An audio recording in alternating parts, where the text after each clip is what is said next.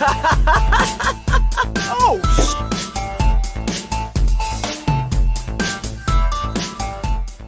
Hey friends, welcome to this week's episode of Dead Funny University. I am your host and fellow student Kelsey, and joining me today for the 30th episode in our Zelda semester is, of course, our Zelda semester teacher, Chris. Chris, how are you doing today? Doing good.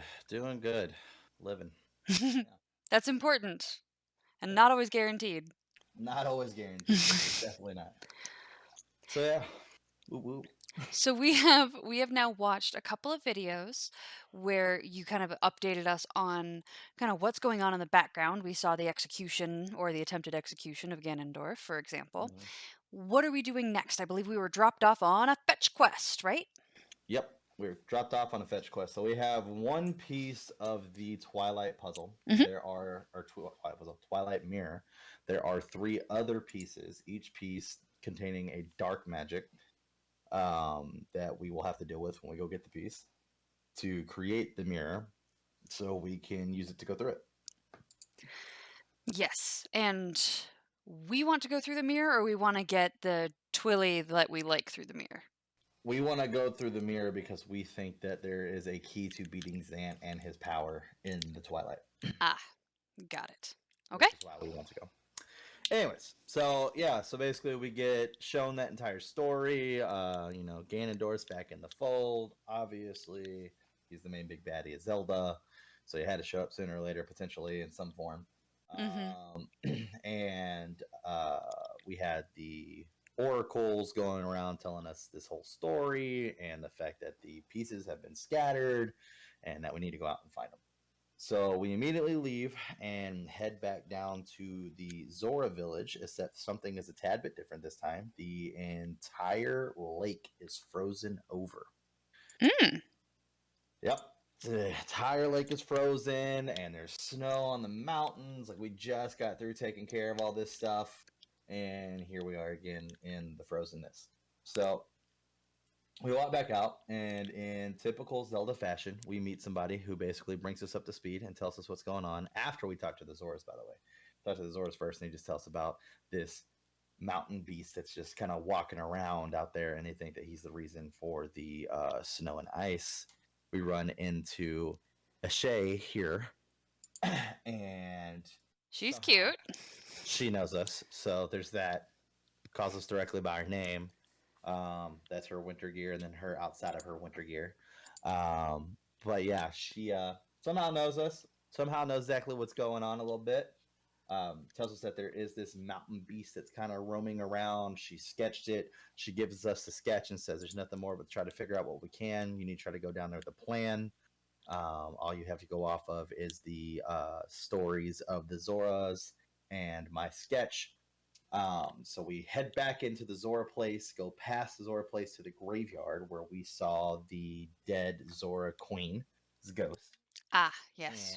And the son is back there now. So he has made it back to Zora Village okay, and is back where he should be. And you show him the sketch, and it's not the snow beast in the sketch that he recognizes, but what he does recognize is that in the snow beast's hand, he's holding a red fish. It's called a reek fish. This fish is specifically only found in the ponds of the Zora community. So, like, they know all about this fish. It's a rare fish to the rest of the world, and they can only be caught with this special kind of coral. So, what you want to do is while talking to him, he tells you that he has an earring that is made out of this coral, and he gives it to you.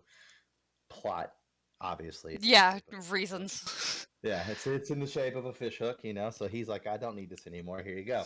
So you're going to use that on your fishing rod. You're going to be able to go catch you one of these reek fish. You want to take it with you and climb all the way up the mountain. So we go climbing all the way up the mountain to see if we can't find this beast that apparently likes these reek fish.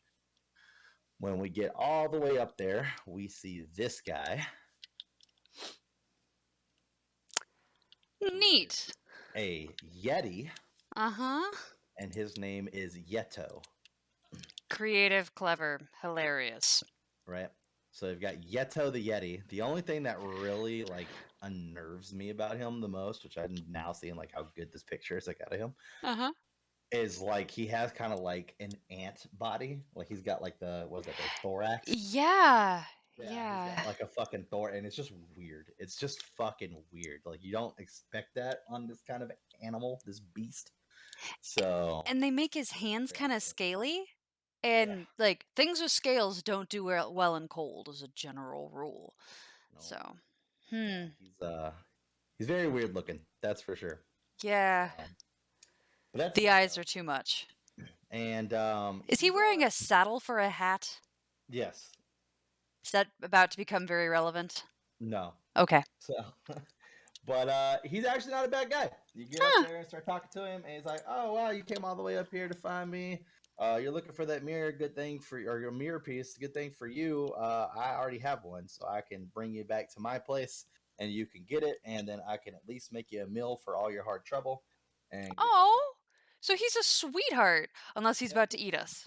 Unless he's about to eat us, you're not wrong. So there's a big tree next to him that he kicks, and all the leaves on it are frozen.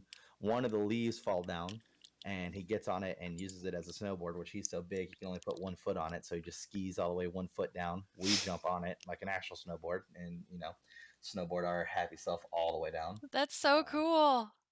yeah, Whoever did which this art did an this amazing job. right? Which this turned into an actual fucking thing in Zelda's moving forward, as far as like the newest one where you like it's called shield racing or something, where you throw your shield down and fucking sled down on your shield and shit. It's so stupid. Anyways, just a waste of time. But there's us, getting into our snowboarding troubles together, Very all cool. that fun stuff. Yeah. Anyways, so we do that and get all the way down to his house. Believe it or not, our boy here is Mr. Moneybags because he's got a mansion. Yeah, Damn. he got himself a big house. So Is there a heart piece floating above that house too? there is a heart piece floating above that house. You are correct. This guy's a friend to have. Dang. He feeds you Exactly. and gives you hearts. Love it. Yep. So he gets inside, you go inside looking for him, you start walking around, and you actually run into someone else. This is Yeta, his wife. I love her. I love her. She's the best. She is absolutely the best. She is fantastic. Look at how cute she is. Oh my god. Hi, Yetta. These are about to be your favorite Zelda characters. I can feel it. They aren't So, Gorons, but she tells you that Yeto brought home the mirror, gave it to her, and she was super excited because it was very pretty. But since she's had it, she's fallen very ill, and that bad creatures keep creeping their way through it. So they lock themselves to the portion of the house that has the kitchen and haven't been able to go out since then. So he was out trying to catch fish to make a stew for her to make her feel better. so this guy's caring for his wife, doing his absolute freaking best. Half their house or more isn't even usable and it's filled with monsters because he tried to bring her something pretty to make her happy. And she's ill because evil things keep crawling out of a mirror at her? I love these people. I want to protect them. So she tells us she's going to help us get the mirror so that way we can obviously get it the fuck out of her house. Yeah. So she tells us where to go to get the key, that the key is locked away in a chest, which I know doesn't make too much sense, but plot. So, so we go to the first chest and we get all the way there, have to kill all these enemies and kick it open, and lo and behold, it's not a key, but it's a pumpkin. This is where it's pretty funny. We come all the way back, but we have to cross the kitchen to get back to that room every time. So we run into the husband. As soon as we run in, the husband starts to smell. What does that smell? I need that. I don't know what it is, but I need it to add to the soup. It'll be great. And he's like, "What do you have on you? Is that pumpkin?" And then he literally pushes you down, and it knocks the item out of your inventory. I don't think he understands how strong he is compared to us. So there's quite a little bit of a size difference. I also love, like, we give white girls, of which I am one, shit for, like, their obsession over pumpkin spice lattes, but, like, I love that this guy is like, "No, you're a guest in my house, and I will literally shove the items out of your bag to get a pumpkin." Oh my god, that's adorable. And the pumpkin is like the size of like his palm. Like it's it's huge, but to him it's like a small little pumpkin. That's so great. He takes the pumpkin. We go talk to her. She's like, "Oh my god, I'm so sorry. It must be in this chest." So you go all the way across the house to the other side. Start going through. We kick open that chest. Unfortunately, it's not the key that we're looking for, but it is a piece of goat cheese. And sure enough, we get mugged again. Kitchen. He takes the goat cheese, throws that in, and then gives you a free cup of soup. So at this point, it is safe to assume that we are done making the soup. To which we get to her, and she tells us that we need to go to a different direction, that's got to be the key. We go all the way to the different direction, get in there, we kick open the chest. Lo and behold, it is the key to the master bedroom, which is exactly what we needed. As we turn around, she's behind us, which is a little freaky, but he fed her some soup. She's feeling better and feels bad about sending us all over the place, so she wanted to make sure we got it and is going to show us where to go from there. Aww. So we follow her all the way up to the bedroom, and sure enough, we see the shard of the mirror all the way back there on their wall. She walks up to it and sees it and starts to smile and goes, "Oh my god, it is so pretty. It's just so gorgeous." Oh no. And then she screams, and as she screams, her head does a full 360, and that is what she turns into. No, I don't want to kill the nice lady. No, I like Yetta. Yeah, poor Yetta. Oh. Oh, I also forgot to point out, my bad, that there's a mini boss along the way, which is just a pseudo arm that turns into like this lizard with armor on. But he's got this big swinging ball. I love him. Yeah, I believe it's called a. It may not be a called a flail since it doesn't actually have a. Well, yeah, it doesn't have a handle, and it's way too fucking long. But yeah, it's basically just a wrecking ball. That's literally all it is. It's a chain in the ball. We actually get that as a weapon after we kill him. Oh, I like that lizard. That is a cool ass lizard. It is great for breaking ice, which is what we use it for, to break ice. So it's about to come super in handy because we're in the ice. Genius. So, she transforms into this fucking thing. Holy shit. Blizzetta. Which is, I'm sorry, Yetta is a very sweet name for a very sweet person. Blizzetta is a fucking awesome name. Kelsey's all like, future RPG name? Blizzetta! So we fight her for a while. We end up knocking her out of that, and then she switches into her second form, which is this.